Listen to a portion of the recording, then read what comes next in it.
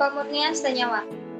Baik, di sini saya menggunakan jurnal yang berjudulkan Optimasi Kondisi Pemisahan Senyawa Flavonoid dari fraksi polar erythrina webegina menggunakan alat kromatografi cair kinerja tinggi atau KCKT preparatif. Nah, di sini merupakan jurnal Kimika and Nature Acta, di mana di sini telah berserta level 2. Dari jurnal dapat diketahui ini bahwa teknik pemisahan dan pemurnian yang cocok mengingat senyawa yang ingin diisolasi yang paling bagus adalah pilihannya adalah kromatografi cair kinerja tinggi preparatif. Nah, dapat kita ketahui bahwa suatu ekstrak saat diisolasi itu tidak hanya mengandung satu senyawa. Karena apa?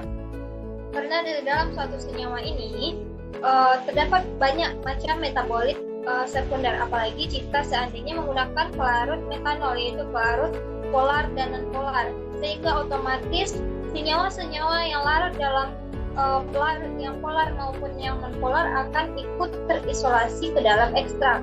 Nah, maka daripada itu untuk mengambil suatu senyawa, hanya satu senyawa, misalnya flavonoid, nah maka dapat digunakan yaitu dengan metode kromatografi cair kinerja tinggi atau KCKT ini.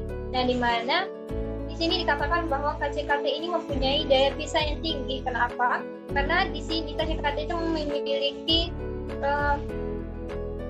tekanan yang kuat, kemudian juga digunakan untuk memperoleh hasil pemisahan senyawa murni dalam skala yang jauh lebih besar dibandingkan dengan KCKT analitik.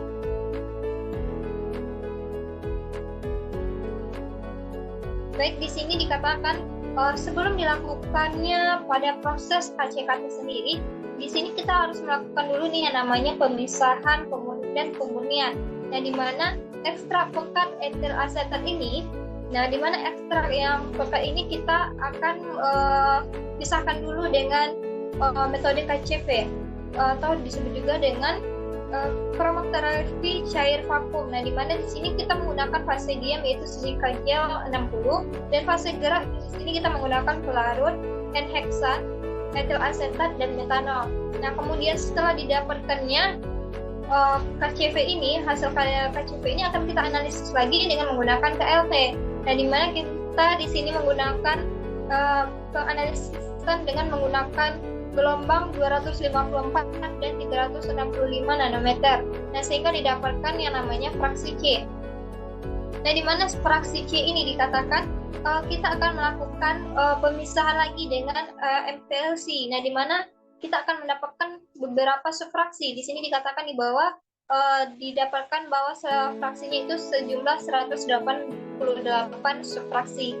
Nah, kemudian subfraksi ini yang kita gunakan di sini adalah subfraksi F6, di mana subfraksi yang ini didapatkan bahwa pola nodanya yang lebih sederhana dan juga masanya yang banyak didapat, sehingga pada pengujian pada pemisahan ini kita menggunakan subfraksi F6. Baik, di sini pemisahan senyawa aktifnya, jadi di sini kita akan meletakkan fase geraknya. Nah, di mana fase gerak ini akan masuk ke dalam kolom. Dia akan menuju kolom. Nah, di mana kemudian dibantu nih, fase gerak ini akan menuju ke kolom dibantu dengan yang namanya pompa. Nah, dengan adanya pompa ini dapat menunjang untuk bergeraknya fase gerak menuju ke dalam kolom. Nah, di mana fase gerak ini akan masuk ke dalam area ini. Nah, kemudian di area ini juga lah kita akan memasukkan sampel dengan cara diinjeksikan. Nah, dengan alirannya fase gerak menuju ke dalam pompa vakum ini juga akan mendorong nih sampel kita dan akan masuk ke dalam kolom ini.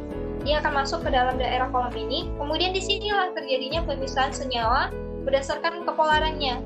Senyawa yang larut dengan kepolarannya. Kemudian dari sini dapat diketahui nih bahwa senyawa yang